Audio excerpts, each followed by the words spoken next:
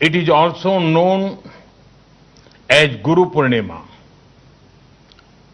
This is a day to remember our Gurus who gave us knowledge. In that spirit, we pay homage to Lord Buddha. I am happy that copies of the Mongolian Kanjur are being presented to the government of Mongolia. The Mongolian Kanjur is widely respected in Mongolia. Most monasteries have a copy of it.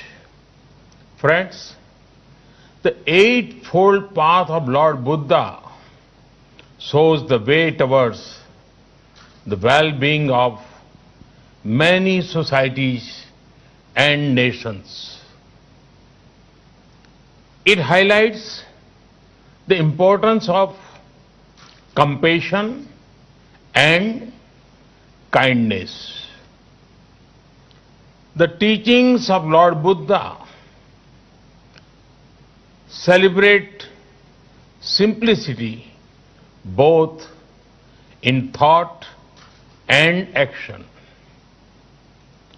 Buddhism teaches respect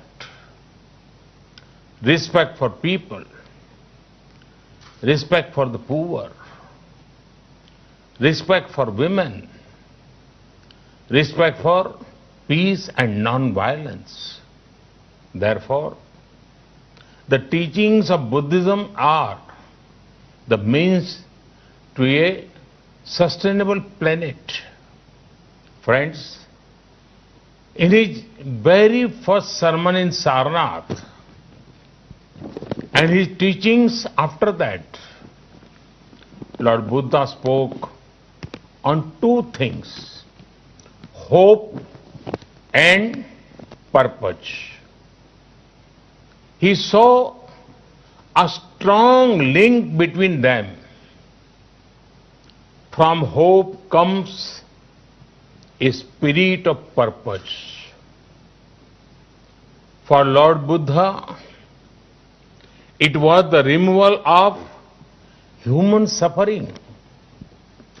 We have to rise to the occasion and do whatever we can to increase hope among people. Friends, I'm very hopeful about the 21st century. This hope comes from my young friends, our youth. If you want to see a great example of how hope, innovation and compassion can remove suffering, it is our startup sector led by our youth. Bright young minds are finding solutions to global problems. India has one of the largest startup ecosystems. I would urge my young friends to also stay connected with the thoughts of Lord Buddha. They will motivate and show the way ahead. At times, they will even calm you down or cheer you up.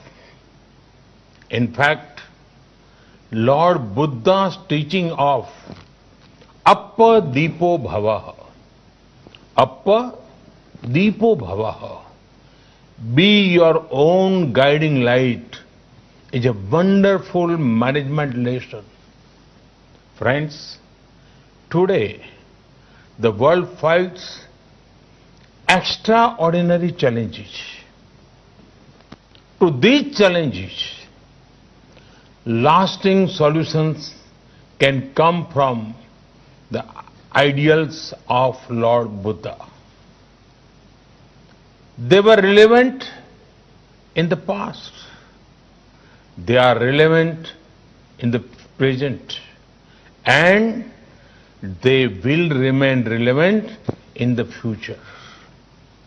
Friends, it is the need of the hour to connect more and more people with Buddhist heritage sites.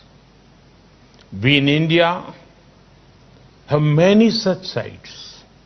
You know how people also know my parliamentary constituency of Varanasi. At the home to Sarnath, we want to focus on connectivity to Buddhist sites. A few days back, the Indian cabinet announced that Kushinagar airport will be an international one. This will bring so many people, pilgrims and tourists. It will also generate economic opportunities for many. India awaits you. Friends, once again, my greetings to you all.